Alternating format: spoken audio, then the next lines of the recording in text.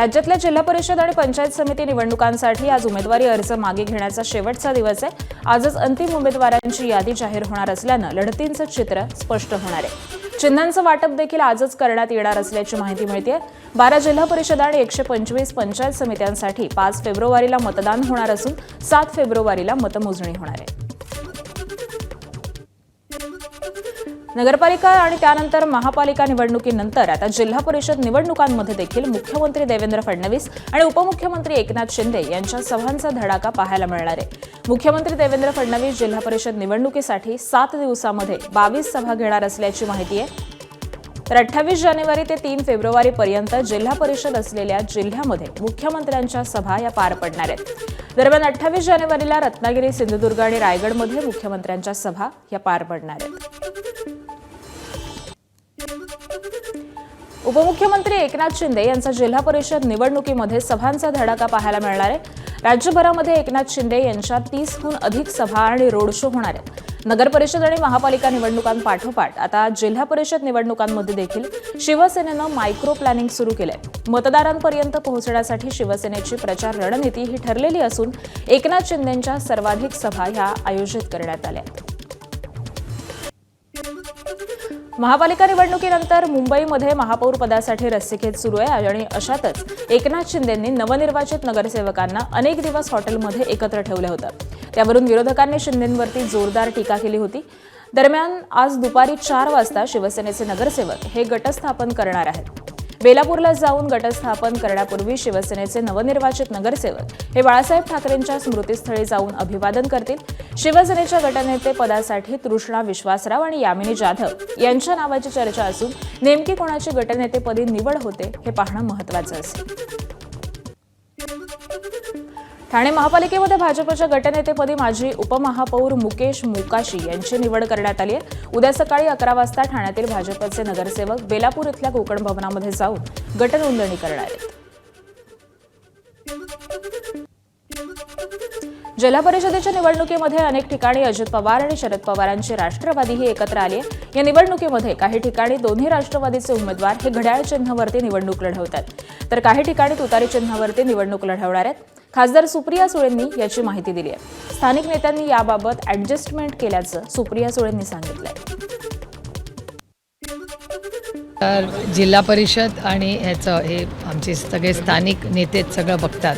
अनेक घड्याळावर उभे आहेत, अनेक तुतारी वाजवणाऱ्या माणसावर पण उभे आहेत। त्यामुळे ते अरेंजमेंट आम्ही सगळ्या स्थानिक नेत्यांवर जबाबदारी ती टाकलेली आहे। म्हणजे बाळासाहेब पाटलांचं कराडला तुम्ही बघाल तर तिथे सगळे तुतारी वाजवणारा माणूसच तिथे लढलेला आहे। काही ठिकाणी घड्याळावर लढले आहेत। आता माझ्या मतदारसंघात काही ठिकाणी घड्याळ आहे, काही ठिकाणी तुतारी आहे। असं एक मॉडेल प्रत्येक 12 ठिकाणी 12 वेगळे मॉडेल्स त्यांनी केले।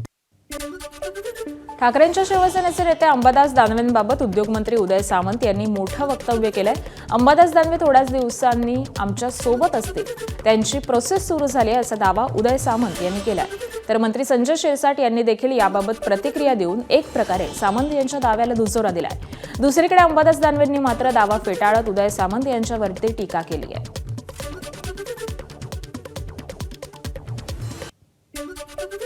अंबादास दानवे असं म्हणाले की शिंदेची टोळी ही गद्दारांची टोळी आहे, ती भाजप चालवतात। काय म्हणले? शिंदेची टोळी ही गद्दारांची टोळी आहे आणि ती भाजप चालवतात, दानवे साहेब म्हणाले। म्हणजे खरं तर आमच्याकडे याची प्रोसेस सुरू झाली त्यांची आता। म्हणजे आपल्या नेत्याला मी अतिशय विश्वासू आहे हे दाखवण्याचे प्रयत्न आहेत। पुढे दिवसात आमच्यासोबत असतील। दानवे पक्षावर येणार शिवसेनेत? मी म्हटलं ना आमच्यासोबत असू शकतात। बोलणी सुरू झाली? ते सांगायचं असतं का बोलणी सुरू झाली? अंबादास दानवे किंवा उबाटाचे अनेक नेते हे उबाटामध्ये राहण्याच्या मनस्थितीत नाही आहेत।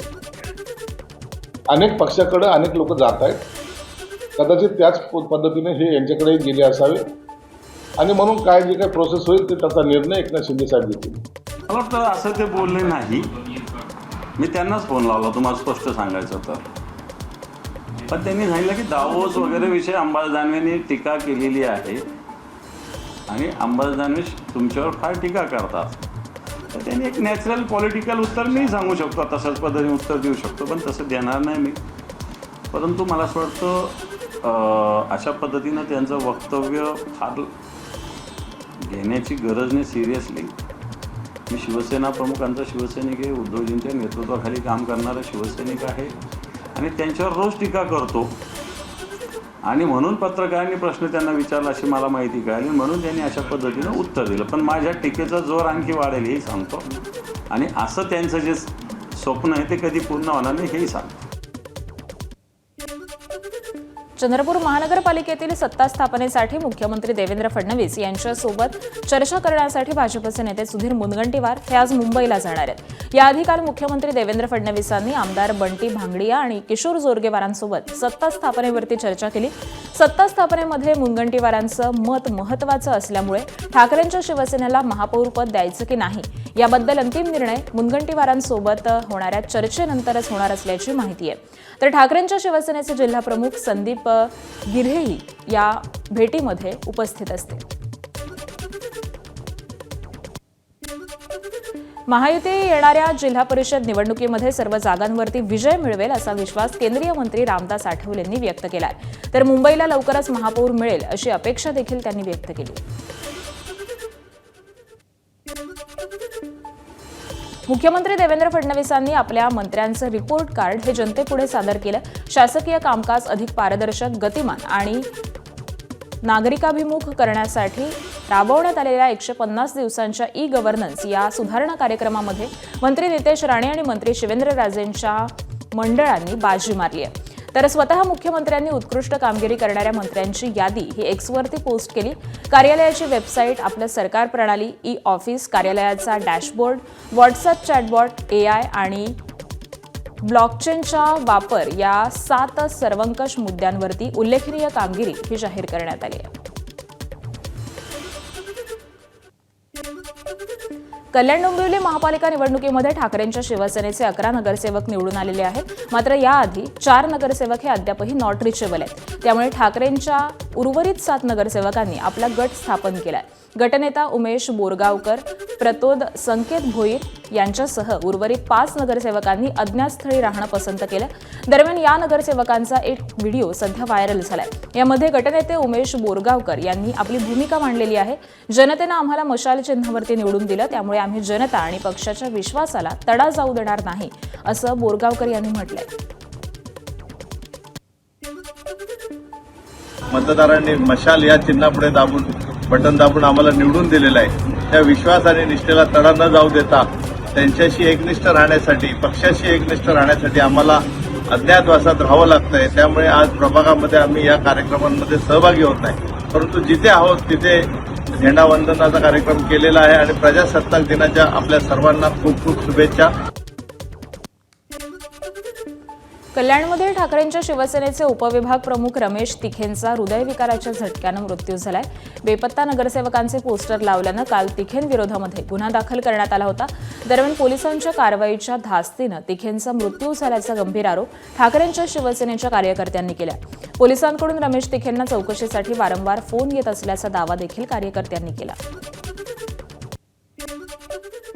पोलिसांचा एवढा प्रचंड दबाव त्याच्यावरती होता की त्या ठिकाणी त्या दबावामध्ये त्याकीन म्हणजे रात्रीभरामध्ये त्याकीन त्याने 20-25 फोन त्याकीन पोलिसांकडनं आले आणि पोलिसांनी त्याकीन त्यांना सांगितलं तुम्ही हजर व्हा, नाही तर म्हणजे एखाद्या सराईत गुन्हेगाराला ज्या पद्धतीने वागणूक, त्याहीपेक्षा भयानक वागणूक जर पोलीस स्टेशन देत असतील तर कोणाच्या दबावाखाली देतात. आमचा थेट आरोप आहे हे पोलीस प्रशासन आणि मधुर म्हात्रे यांचे वडील श्री उमेश म्हात्रे हे राजकीय दबावातून आमच्यावरती राजकीय राग या ठिकाणी व्यक्त करत आहेत. पोलिसांनी एवढा प्रचंड प्रेशर निर्माण केला होता आमच्या शिवसैनिकांवरती की त्यांनी ते पूर्ण स्ट्रेसमध्ये होते. रात्री 2:30 वाजेच्या सुमारास त्यांनी या सगळ्या विचार करत असताना त्यांना हृदयविकारचा झटका येऊन त्यांची दुर्दैवी या ठिकाणी मृत्यू झालेली आहे. मी त्याला बोललो, रमेश तू काय काळजी करू नको, आम्ही सर्व मागे तुझ्या पाठीशी उभं राहू. पण रात्री 2:30 वाजता त्याचा दुर्दैवी मृत्यू झालेला आहे आणि याला कारणीभूत हे उमेश म्हात्रे आहे. तर आमची हीच मागणी आहे, पोलीस प्रशासन आणि उमेश म्हात्रे या जो कोणी गुन्हा दाखल केलेला आहे त्यांच्यावर हा 302चा गुन्हा दाखल झाला पाहिजे. कल्याणच्या कोळशेवाडीतील ठाकरे सेनेचे नगरसेवक मधुर म्हात्रे हे बेपत्ता प्रकरणाला आता नवं वळण मिळालंय. काल पोस्टरबाजी करणाऱ्या ठाकरे सेनेच्या पदाधिकाऱ्यांविरोधात मधुर म्हात्रे यांच्या वडिलांनी कोळशेवाडी पोलीस ठाण्यामध्ये तक्रार दाखल केली. या तक्रारीनंतर पोलिसांनी प्राथमिक चौकशीला सुरुवात केलेली असून चौकशी आणि नोटीस देण्यासाठी ठाकरे सेनेचे पदाधिकारी आणि कार्यकर्त्यांना पोलीस ठाण्यामध्ये बोलवण्यात आलं होतं। त्यानुसार आज ठाकरे सेनेचे जिल्हाध्यक्ष त्याबरोबरच तक्रार दाखल असलेले पदाधिकारी आणि कार्यकर्ते कोळशेवाडी पोलीस ठाण्यामध्ये हजर झाले। अमरावती महानगरपालिकेच्या महापौर आणि उपमहापौर पदाची निवडणूक पुढे ढकलली। 30 जानेवारीऐवजी आता 6 फेब्रुवारीला महापौर पदाची निवड होणार आहे। महापौर आणि उपमहापौर निवडीसाठी 30 जानेवारीला सकाळी 11 वाजता विशेष सभेचं आयोजन करण्यात आल्याचं पत्र हे विभागीय आयुक्तांनी काढलं होतं। मात्र नवीन पत्र काढून ही निवडणूक 6 फेब्रुवारीला होणार असल्याचं सांगण्यात आलंय। दरम्यान अमरावती जिल्हाधिकारी आशिष येरेकर निवडणूक निर्णय अधिकारी असणार आहेत। अकोला महापालिकेच्या महापौर पदासाठी भाजपकडून आज नगरसेविका शारदा खेडकर आणि उपमहापौर पदासाठी अमोल गोगे यांनी नामांकन अर्ज दाखल केलाय। यावेळी राज्याचे कामगार मंत्री आकाश फुंडकर आणि भाजपचे आमदार रणधीर सावरकर उपस्थित होते। दरम्यान अकोल्यामध्ये कोणाला स्पष्ट बहुमत नाहीये, तर अकोल्याचं महापौर पद ओबीसी महिला प्रवर्गासाठी राखीव आहे। शहर सुधार समितीच्या माध्यमातून आपण महापौर उपमहापौर यांचा फॉर्म दाखल केलेला आहे। आपले पालकमंत्री, आपले जिल्हाध्यक्ष, घटक पक्षांचे सुनील भाऊ मेश्राम सर्व लोक सोबत आहेत, त्यांचे मेंबरही सोबत आहेत। मला असं वाटतं मेंबरची गिनती जर तुम्ही इथं करून घेतली तर मला वाटतं आजच निकाल जाहीर झाल्यासारखा विषय आहे। अकोला महापालिकेच्या महापौर आणि उपमहापौर पदासाठी महाविकास आघाडीकडून नामांकन अर्ज दाखल करण्यात आले। महापौर पदासाठी ठाकरे सेनेच्या नगरसेविका सुरेखा काळे यांनी, तर उपमहापौर पदासाठी काँग्रेसचे नगरसेवक आझाद खान आणि भाजपचे बंडखोर अपक्ष नगरसेवक आशिष पवित्रकार यांनी नामांकन अर्ज सादर केला। भाजपकडून तिकीट न मिळाल्यामुळे रणजित पाटील यांचे पुतणे आशिष पवित्रकार यांनी यापूर्वी अपक्ष उमेदवारी लढवत निवडणूक जिंकलेली आहे, तर त्यांनी उपमहापौर पदासाठी अर्ज दाखल केल्यामुळे राजकीय समीकरणांमध्ये एक मोठी खळबळ उडाली। सांगली महापालिकेमध्ये भाजपच्या गटनेतेपदी संदीप आवटी यांची निवड करण्यात आली। पालकमंत्री चंद्रकांत पाटील यांच्या उपस्थितीमध्ये नवनिर्वाचित नगरसेवकांच्या बैठकीमध्ये हा निर्णय झाला। यामध्ये आवटी यांची पक्षाच्या गटनेतेपदी निवड करण्यात आली। दरम्यान फेब्रुवारी महिन्यातील पहिल्या आठवड्यामध्ये महापौर आणि उपमहापौर निवड ही करण्यात येणार आहे। यासाठी आवटी यांचे बंधू निरंजन आवटी हे प्रबळ दावेदार मानले जात आहेत।